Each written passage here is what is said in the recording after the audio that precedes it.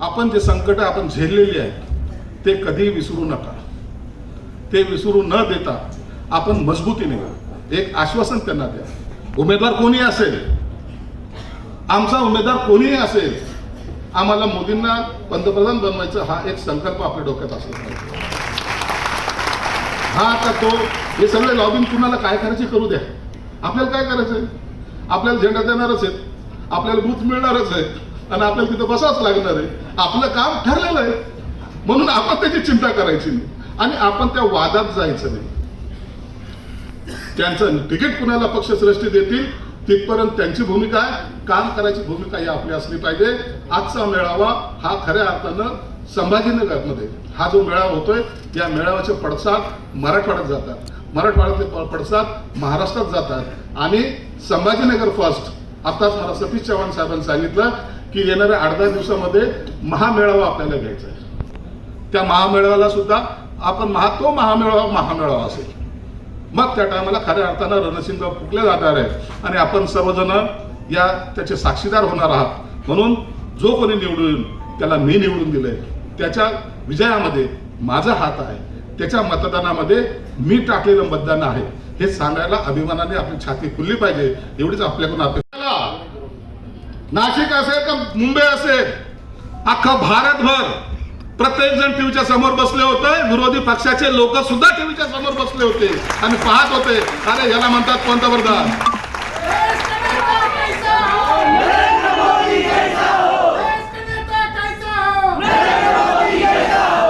अरे ज्याला बायको स्वतः नाही आली तो आता रॅली काढायला लागला. भारतभर भारत जोडो यात्रा. अरे पोरगी पाहणं सगळा संसार तर पहिले कर. आम्ही नव्हतोय त्याच्या वयात असं.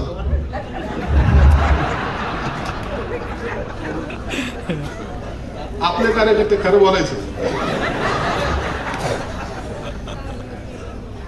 उगाच दाढी वाढवली, इकडून व्हाईट चालली तिकडून व्हाईट चालली, पोरगी तरी कोण देणार आहे? म्हणून अशा लोकांवर विश्वास आता जनता ठेवायला तयार. एक नाव दाखवा, एक नाव ज्याला आपण पंतप्रधान म्हणू शकतो. इंडियामधलं एक नाव दाखवा. आमच्याकडे एकच नाव आहे, नरेंद्र मोदी भाईचं. अरे याचा बी त्रास होतोय, कोणत्या मोदी मोदी म्हणतायत. आता काय गांधी गांधी म्हणायचं त्यांना. परंतु काही असेल, विनंती तुम्हाला सर्व कार्यकर्त्यांना, हे स्वप्न आपल्या नेत्यांनी पाहिजे. हे स्वप्न आपल्या सबऑर्डिनेट जे काही दिवशी वार्डाच्या पॅसेजमध्ये रक्तामध्ये आमच्या चपला भरभर भिजलेल्या आहेत. आम्ही ते पाहिलेलं आहे. काही लोकांना सोपं वाटतं, काही लोक बोलतात. चिंता त्याची करायची नाही, आपला निर्धार पक्का असला पाहिजे. राहिला विषय खासदारकीचा, कराड साहेब चिंताग्रस्त होऊ नका. बाजूला भुमरे साहेब बसलेले, कुणाला व्हायचं खासदार?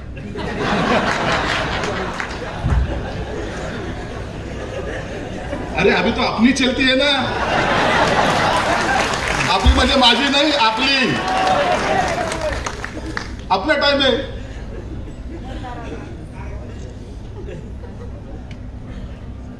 महायुतीच्या मेळाव्यामध्ये कराड साहेब आम्ही तुमच्या सर्व नेत्यांकडून एक अपेक्षा आहे. तुमचं निवडणूक आम्ही तर पार पाडूच होतो. आपला खासदार होणार आहे त्यात चिंता नाही. आमच्या बी इलेक्शनकडे लक्ष द्यायचं.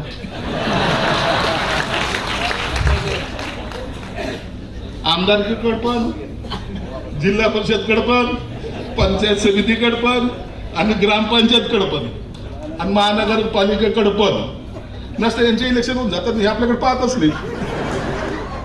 मला दोन्ही साईड सांभाळून घ्यावा लागतात. मला ह्यालाही सांभाळावं लागतं, मला त्यालाही सांभाळावं लागतं. असं जर म्हणले तर कार्यकर्त्याची चांगली वाट.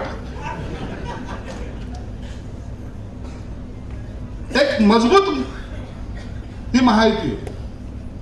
तुम्ही महायुती म्हणजे हे इलेक्शन पुरतं जमलेलं गणित नाहीये. काही लोक भुंकायला लागलेले, काही लोक त्रास द्यायला लागलेले, काही लोक काही बडबड करतात. त्या टायमाला त्यांना उत्तर देणारा पक्ष मजबूत आहे. प्रत्येक पक्ष आज त्यांना सुद्धा त्यांची जागा कळते, त्यांना माहिती की आपल्यावर येणारं संकट कोणतं आहे, त्यांना माहिती आहे आपल्यावर काय होणार आहे, आपल्या पक्षाचं काय होणार आहे.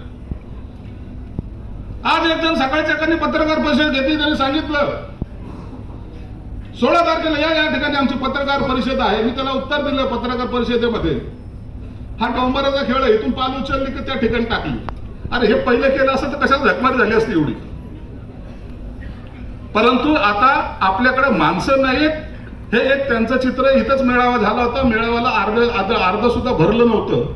मी आता येताना शिरीष बोराळकरला सांगितलं, बोराळकर कोणती जागा पाहिलेली, ही महायुतीचा मेळावा, आता अर्धे कार्यकर्ते बाहेर थांबलेले आहेत आणि आपल्याला आतमध्ये जाताच येत नाही म्हणून काही लोक निघून सुद्धा चालले. ही ताकद जी आपल्याकडे आलेली हे विचाराने आलेली. सतीश चव्हाणच्या तोंडातून किती औरंगाबाद निघू द्या, काही दिवसांतर तो संभाजीनगरच म्हणणार आहे. विचार कधीही बदलणार नाही हे आम्ही ठरवलेलं आहे. थोडं मिक्स व्हायला टाइम लागतो ना यार, थोडं होऊ द्या. पहिले तुम्ही कार्यकर्त्यांनी एक लक्षात ठेवा, पहिले आमचं जमू द्या, नंतर तुम्ही पहा. तुम्ही भांडू नका खाली. ये इसका आदमी वो उसका आदमी वो उसका आदमी. अरे काही नसतं रे, आम्ही सगळे एकच आहोत. उगाच खाली एकमेकाच्या विरोधात बोलू नका, उगाच एखाद्या पक्षावर टीका करू नका. आपण आपसामध्ये एक राहिलं तर आपल्याला कुणाची ताकद नाही. हो, ताकद नाही कुणाची. आपल्याला कोणी हारू शकतं? बिलकुल हारू शकत नाही. फक्त मजबूती आपली पाहिजे. कार्यकर्ता ज्या ठिकाणी मजबूत, तो पक्ष मजबूत, त्याचा नेता मजबूत. हे गणित आहे. आघाडीचं चाललं, इंडिया आघाडीचं जास्त बोलत नाही थोडक्यात मध्ये, परंतु इंडिया आघाडीचं चालू आहे. पहिले एका ठिकाणी यायचे, बसायचे, मग काही दिवसांनी दुसरी मिटिंग झाली मुंबईला, जेवणाचा बेत, मग तो इकडे फोटो काढतोय, तो इकडे फोटो काढतोय. आमच्या मासाहेब सोनिया गांधीच्या बाजूला आमच्या एका नेत्यांनी फोटो काढलाय. कसं वाटतो मी आता नवीन मासाहेब? काय धंदा यार. ते म्हणे नाही नाही, ये फोटो वोटो निकालने चक्कर इधर नाही. कोणामुळे कोणाची इज्जत खराब झाली माहित नाही. आता व्हिडिओ कॉन्फरन्सिंगवर ते त्यांचं आता एकमेकाचं चालू आहे मनोमिलन. पक्षाचा नेता कोण, व्हिडिओ कॉन्फरन्सिंग सांगायचं. मी आता एक फोटो पाहिला, शरद पवार लॅपटॉप घेऊन बसलेत आणि व्हिडिओ कॉन्फरन्सिंगवर बोलायला लागले. अरे 2.5 वर्षाच्या सगळ्या त्या आठवणी आमच्या जागा का करता हे लोक? आमचा उठावाचा नेता असत व्हिडिओ कॉन्फरन्सिंगवरच आमच्यावर बोलायचा आणि भुमरे साहेबांबरोबर तो जास्तच बोलायचा. खरंय ते खरं ना. आता आपलेच लोक सगळ्या खरं बोललेलं काय हरकत आहे? आता हे लावायचे ते लॅपटॉप, आता यांना मोबाईलवर चुकून मोबाईलवरच बोलतात. लावला लॅपटॉप, आमच्या मायला म्हणा काही तोंडातून काही निघलं तर बाबा काही बोलत. मग सांगायचे साहेब मी मतदारसंघात आहे बरं का, मी आज तर राहणार नाही. अशा इथे नाही होत. मी या सभागृहामध्ये जेव्हा एंट्री केली त्या टायमाला शिवसेनेचे कार्यकर्ते समोर भेटले. त्याने शिवसेना जिंदाबादच्या घोषणा दिल्या. शिवसेना जिंदाबादच्या घोषणा होते. काय आतमध्ये कार्यकर्ते होते. एक दादा तुला मी अजित दादा.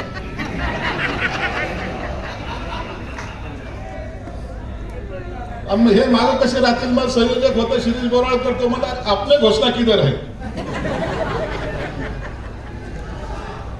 त्यांनी त्यांच्या घोषणा दिल्या.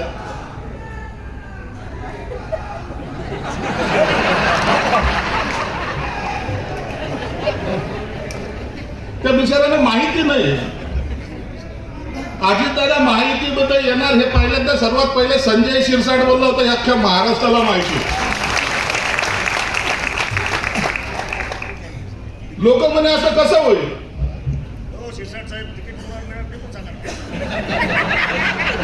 तेही मला माहिती, परंतु माझं मत इतक्या लवकर खाली कसं आणू मी?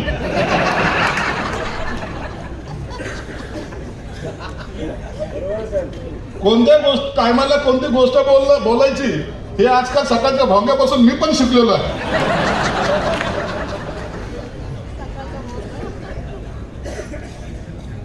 आणि हे महायुती होणार आहे. मला चांगल्या प्रकारे आठवतं जेव्हा आम्ही उठाव केला त्या टायमाला काय लोक सांगत आलो होतो, बाप रे बाप रे बाप, सगळे निष्ठावान तर बोलत होते. जेव्हा अजितदादांनी उठाव केला सगळ्या अशी पाचत बसली का आता बोलावं काय बोलावं. आणखीन आम्ही आमच्या भात्यातली तलवार काढलेली नाहीये.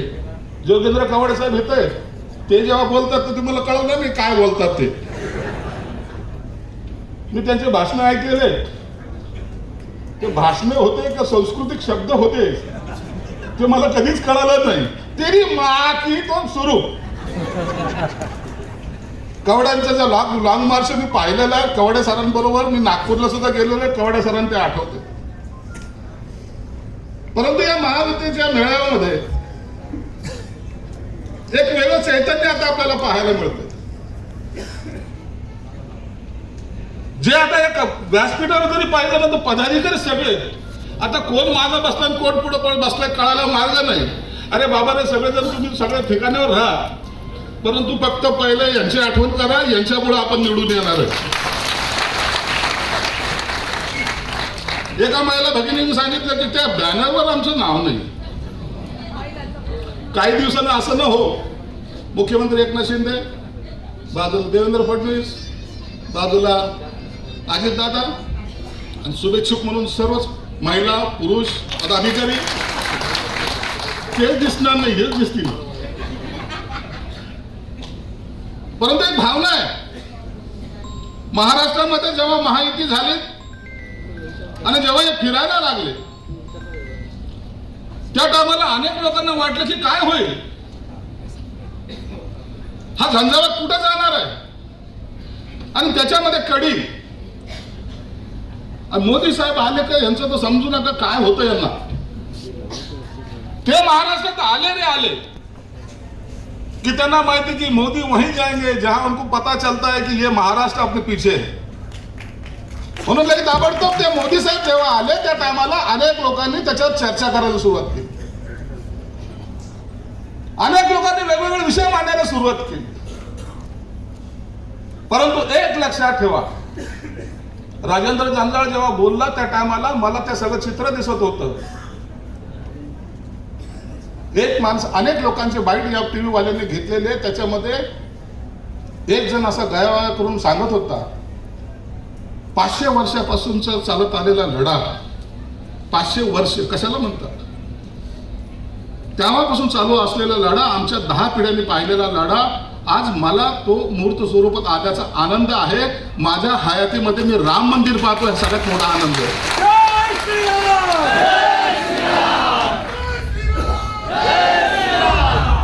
मग काही लोक असतातच ना. तो एक आमचा मुंबईचा हजरत तो बोलला राम मानसारी आहे. कशासाठी? नालायकांना थोड्या मतासाठी जर तुम्ही लाचारी करत असाल, हे संभाजीनगर आहे, खऱ्या अर्थानं क्रांती घडवणारा शहर याला मानलं जातं. इथं काय झालं नाही. नामांतराचा लढा इथं 17 वर्ष लढला गेला. त्यातून कवड्यासारखे नेते या ठिकाणी उदयास आले, रामदास आठवले सारखे नेते उदयास आले. इथं मनोमिलन होण्याचा कार्यक्रम सुद्धा या महाराष्ट्रातून फक्त संभाजीनगरमध्ये झाला. काँग्रेस फुटली पण इथून आणि शरद पवार काँग्रेसमध्ये गेले सुद्धा इथूनच. ही ती भूमी आहे. इंदिरा गांधी इथं येऊन पहिलं भाषण करायचं, सांस्कृतिक मंडळ असेल, फुलंब्रीला असेल, कुठेही या शहराला जे महत्व आहे आणि त्या महत्वाने या शहरांनी जो लढा दिलेला आहे, लढा एक लक्षात घ्या, लढा आपण छोटा मोठा दिलेला नाही. छत्रपती संभाजीनगर असं तसं झालेलं नाही. तुमचं माझं काम आहे, राजकारण गेलं उडत.